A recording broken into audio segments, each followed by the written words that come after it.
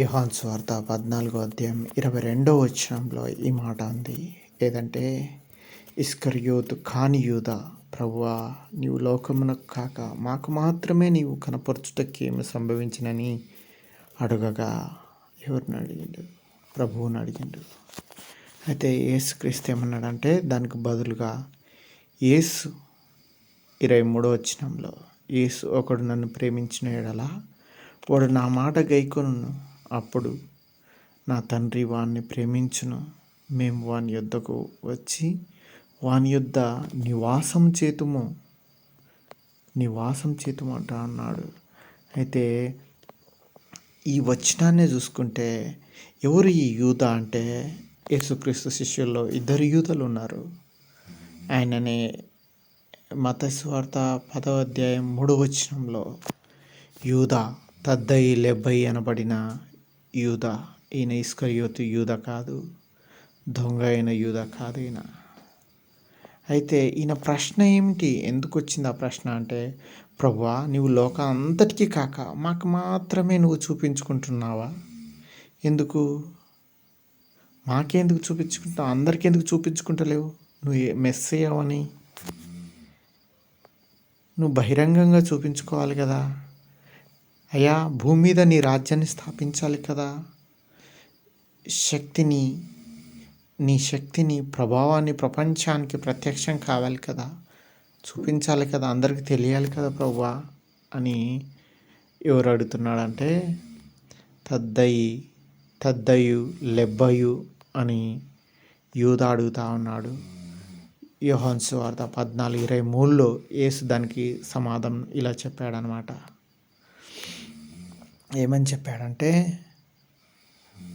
ఒకడు నన్ను ప్రేమించిన యెడల వాడు నా మాట గైకొనును.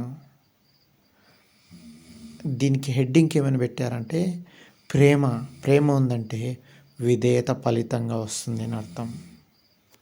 ఒకడు నన్ను ప్రేమించిన యెడల వాడు నా మాట గైకొను. యేసును ప్రేమించడం అంటే కేవలం మాటల్లో కాను, బోధించడంలో కాదు, ఆయన మాటను ఆచరించడం, ఆచరణలో, పనిలో చూయించడం, ప్రేమలో చూయించడం, మన ప్రేమలో చూయించడం ఆయన మాటను. ఉదాహరణకి, తండ్రి తన కుమారుని మాట విని పిల్లవాడిని చూసి సంతోషిస్తాడు. అలాగే దేవుడు కూడా యేసుక్రీస్తు యొక్క మాట విని విశ్వాసాలను చూసి ఆయన కూడా సంతోషిస్తాడు. అయితే తండ్రి ప్రేమ ఏంటిది? నా తండ్రి వాణ్ణి ప్రేమించును అంటా ఉన్నాడు యేసుక్రీస్తు వారు. ఇక్కడ గొప్ప వాగ్దానం కూడా ఉంది అని మనకు సెలవిస్తూ ఉంది. ఏంటిది ఆ వాగ్దానం?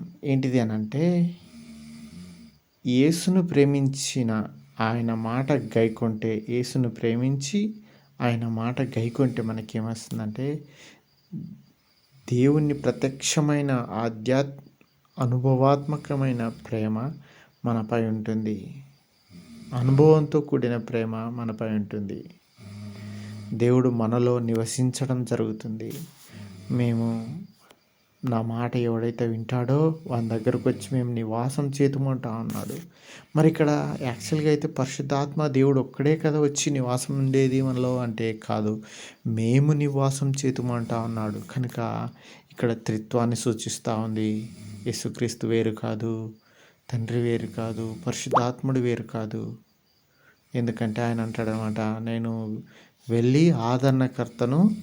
వెళ్తేనే కానీ ఆదరణకర్త మీ యొద్దకి రాడు అని అంటా ఉంటాడు. కానీ ఇక్కడ మాత్రం మేము వచ్చి నివాసం చేతుమంటా అన్నారు.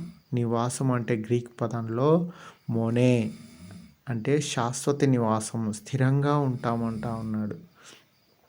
ఎక్కడ స్థిరంగా ఉంటారు? మన హృదయాల్లో, మన మనస్సుల్లో స్థిరంగా ఉంటారు. పరిశుద్ధాత్మ ద్వారా దేవుని సన్నిధి మనలో ఉంటుంది. అయితే పైన వచనంలో ఏమన్నాడు? అన్నాడు. మేము వచ్చి నివాసం చేతుము అన్నాడు.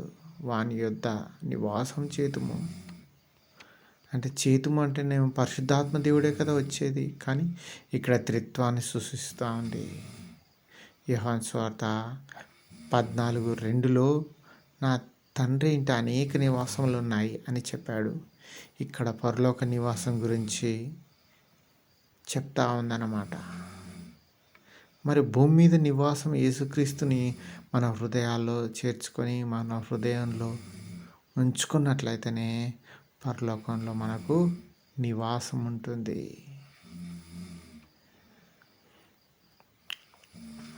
అయితే యేసు ప్రపంచానికి బాహ్యంగా శక్తితో ప్రత్యక్షం కాలేదు, కానీ ప్రేమించిన ఆయన మాట గైకొన్న వారికి మాత్రం ఆత్మీయంగా ప్రకటించుకుంటాడు. తండ్రి ప్రేమను అనుభవింపజేస్తాడు. దేవుడు వారి హృదయంలో నివసిస్తాడు. ఇది బాహ్య ప్రదర్శన కాదు, బాహ్యంగా కనపరుచుకోవడం కాదు, అంతరాత్మ ఆత్మీయ అనుభవం చూపిస్తూ ఉన్నాడు. నెక్స్ట్ యోహాను సువార్త 14:26లో చూద్దాం. ఆదరణకర్త అనగా తండ్రి నా నామమున పంపబో పరిశుద్ధాత్మ లేక ఉత్తరవాది సమస్తమును మీకు బోధించి నేను మీతో చెప్పిన సంగతులన్నింటినీ మీకు జ్ఞాపకం చేయను. ఎవరు ఈ ఆదరణకర్త? ఈ ఆదరణకర్త ఎవరంటే పరిశుద్ధాత్మ దేవుడు. యోహాను సువార్త 14:26లో ఈ ఆదరణకర్తను గురించి చూద్దాం. ఆదరణకర్త అంటే మరి గ్రీకు పదంలో ఏముందంటే పరాక్లేతోస్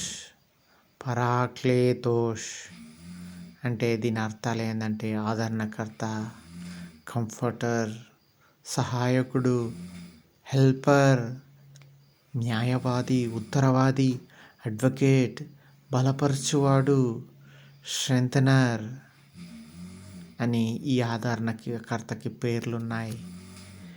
మనల్ని బలపరుస్తాడు, ఉత్తరవాదిగా ఉంటాడు, న్యాయవాదిగా అడ్వకేట్గా ఉంటాడు, హెల్పర్గా మనకు సహాయం చేసేవాడుగా ఉంటాడు, ఆదరించడానికి మనల్ని ఆదరిస్తాడు బాధల్లో. ఆయన ఓదార్చే వ్యక్తిగా, కంఫర్టర్గా ఉంటాడు అనేది ఇక్కడ మనకు సెలవిస్తూ ఉంది.